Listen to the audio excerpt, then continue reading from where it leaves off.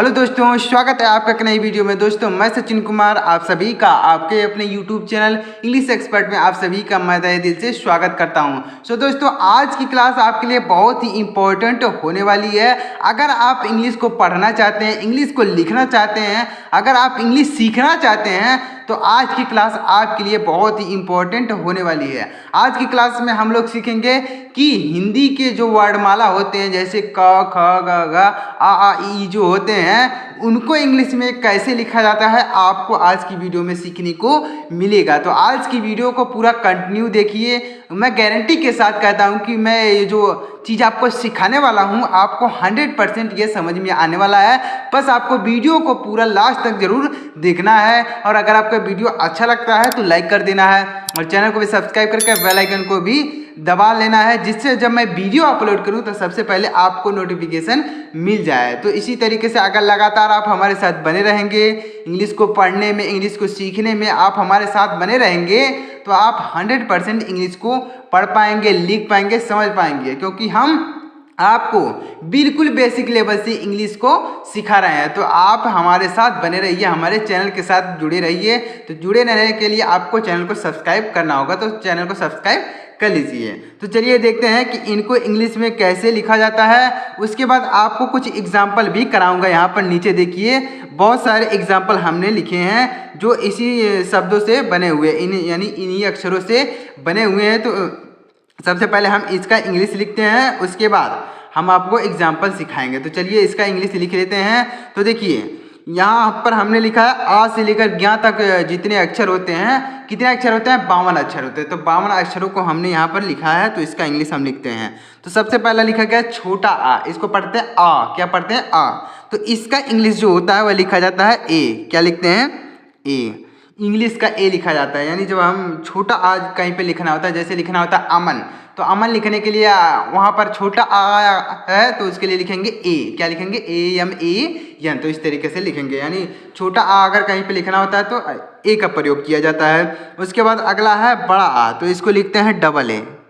लिखा जाता है डबल ए, यानी लिखना होता है अगर कहीं पर बड़ा आ लिखना होता है, जैसे आम लिखना होता है तो क्या आप लिखते हैं? डबल ए लिख देते हैं। तो बड़ा आ के लिए लिखेंगे डबल ए। उसके बाद छोटी ई, तो छोटी ई के लिए लिखते हैं आई।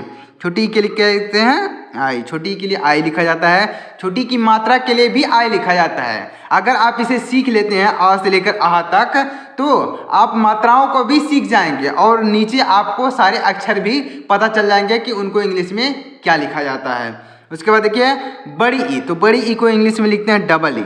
बड़ी ई को लिखते हैं डबल ई। अगर कहीं पर बड़ी ई लिखना हो तो लिखेंगे डबल ई, या फिर बड़ी की मात्रा अगर लगानी होती है तो भी डबल ई ही लिखते हैं। बड़ी की मात्रा अगर लगानी हो तो भी डबल ई लिखते हैं। तो इस बात को ध्यान में रखिएगा। अगर इसे आप सीखेंगे तो आप मात्राओं को भी सीख जाएंगे, क्योंकि मात्रा के लिए भी यही चीज़ लिखा जाता है। अगला है छोटा ऊ, तो छोटा ऊ को इंग्लिश में लिखते हैं यू। छोटा ऊ को इंग्लिश में लिखा जाता है यू। बड़ा ऊ, तो बड़ा ऊ को लिखते हैं डबल ओ। बड़ा ऊ को इंग्लिश में लिखा जाता है डबल ओ। अगर बड़ा ऊ की मात्रा लगानी होती है तो भी डबल ओ का प्रयोग किया जाता है, और छोटा ऊ की मात्रा लगानी होती है तो भी यू का प्रयोग किया जाता है। उसके बाद री, तो री के लिए इंग्लिश में लिखते हैं आर आई। री को इंग्लिश में लिखा जाता है आर आई। अगर आपको री कहीं पर लिखना है, री की मात्रा लिखनी है तो आर आई लिखते हैं। ए, तो ए के लिए लिखेंगे ई, यानी इंग्लिश का ई लिखेंगे ए को लिखना हो तो ई लिखेंगे, या फिर ए की मात्रा लगानी होती है तो भी लिखते हैं। आई, तो आई के लिए लिखेंगे ए आई। आई को क्या लिखते हैं? ए आई, यानी आई की मात्रा लगानी हो या फिर आई लिखना हो तो ए आई। ओ, तो ओ को इंग्लिश में लिखते हैं ओ, यानी इंग्लिश का ओ। आओ, तो आओ के लिए लिखा जाता है ए यू। क्या लिखते हैं? ए यू लिखते हैं, यानी आओ को लिखना हो या फिर आओ की मात्रा लगानी हो तो ए यू। अंक, तो अंक के लिए लिखते हैं ए एन लिखते हैं।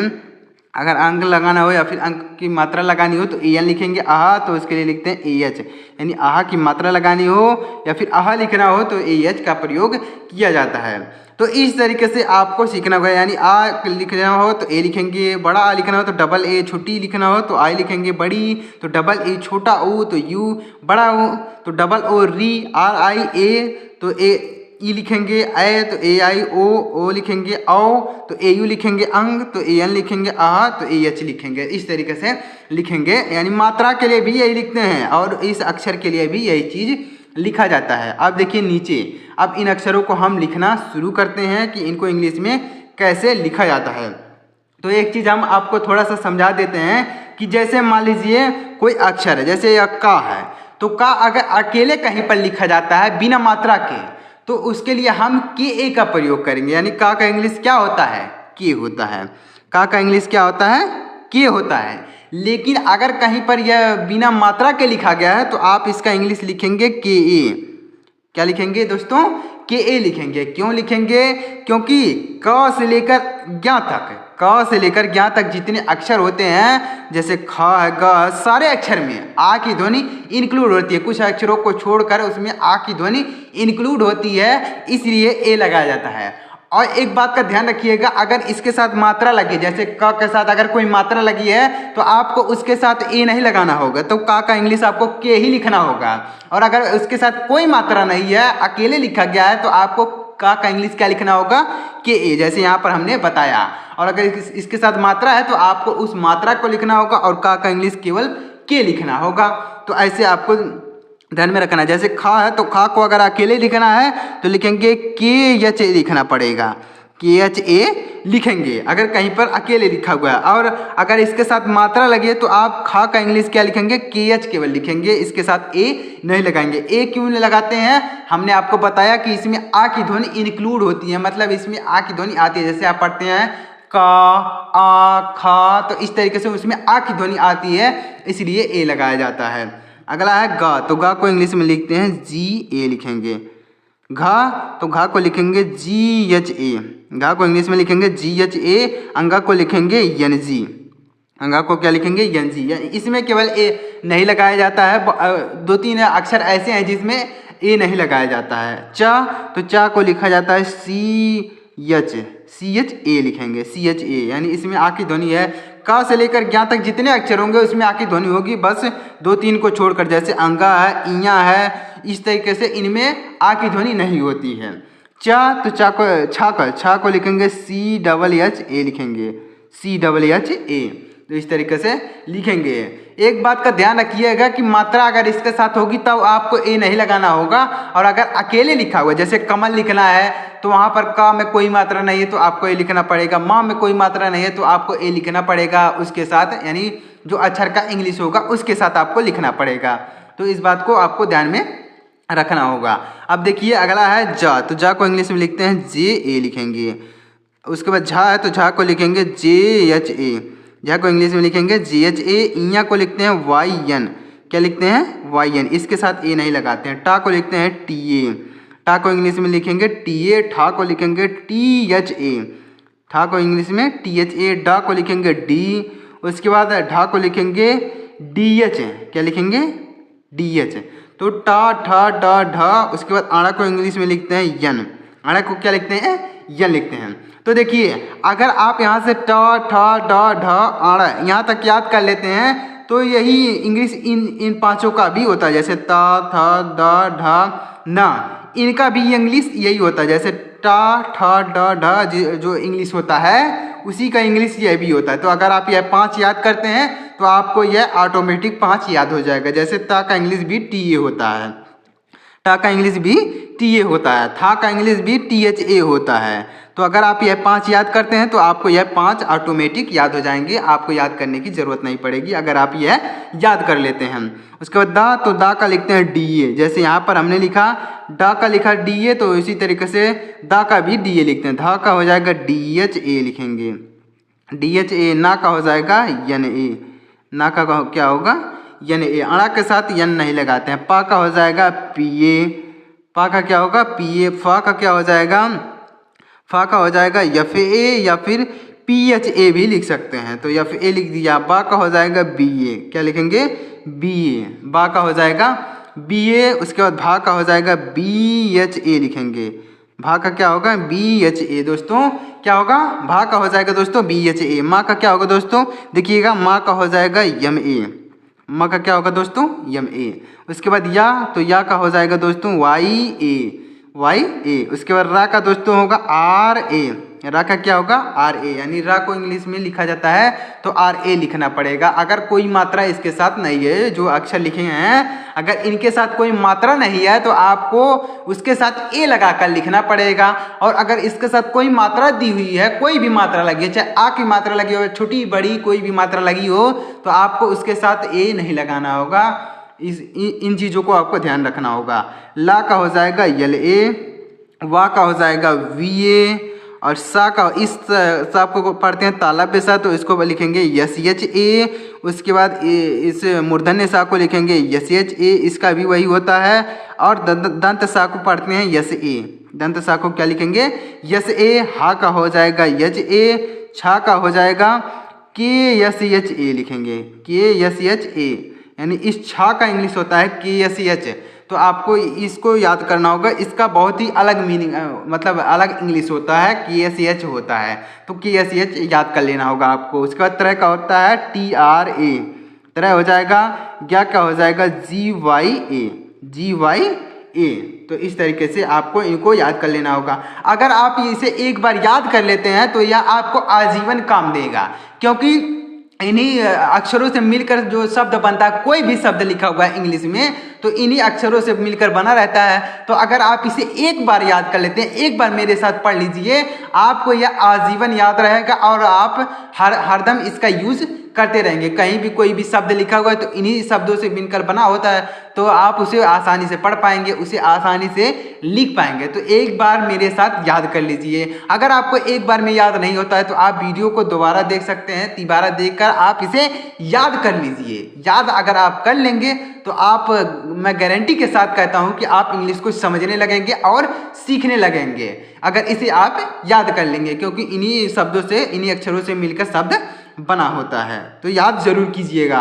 अब देखिए दोस्तों, यहाँ पर बहुत सारे शब्द इंग्लिश में लिखे हैं, तो हम इसको हिंदी में कन्वर्ट करेंगे। जैसे यहाँ पर इंग्लिश में है तो इसको हिंदी में कैसे लिखेंगे, देखिए जैसे लिखा हुआ है टी ए, तो हमने टी ए का इंग्लिश बताया है। टी ए का या फिर टा होगा या फिर ता होगा, तो टी ए लिखा हुआ है टी ए, तो टी ए का इंग्लिश होगा ता या फिर टा होगा, तो यहाँ पर हम लिखेंगे ता होगा।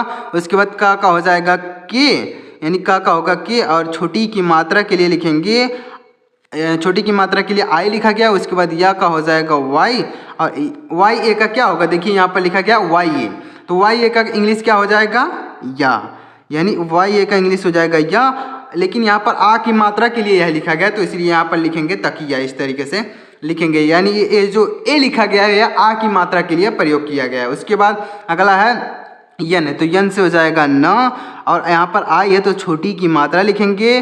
उसके बाद या का हो जाएगा वाई, ए से हो जाएगा य, और म से हो जाएगा म, सॉरी यम से हो जाएगा म, तो जाएगा नियम। यहाँ पर जो वाई ए लिखा गया है यहाँ पर या के लिए प्रयोग किया गया, देखिएगा या का प्रयोग क्या किस लिए किया गया, वाई ए के लिए लिखा गया है या, वाई ए से हो जाएगा या। अब अगला है बी से हो जाएगा ब, आई से होगा छोटी की मात्रा, यल से हो जाएगा आधा ला, और यल से हो जाएगा पूरा ला, और आई से होगा बड़ी की मात्रा। आई जो है बड़ी की मात्रा के लिए भी प्रयोग किया जाता है और छोटी की मात्रा के लिए भी प्रयोग किया जाता है। मैं आपको यह वीडियो बना के सिखाऊंगा कि कब आई के लिए यानी बड़ी की मात्रा के लिए आई लिखते हैं, कब डबल ई लिखते हैं, आपको यह वीडियो बना के बताऊंगा। अगला है माँ से हो जाएगा यम, यम से हो जाएगा माँ, और आई से होगा छोटी की मात्रा, यल से हो जाएगा, यल से हो जाएगा ल, यन से हो जाएगा ना, तो जाएगा मिलना। यल से क्या होगा, यल से हो जाएगा ला, और यन से हो जाएगा न, मिलना।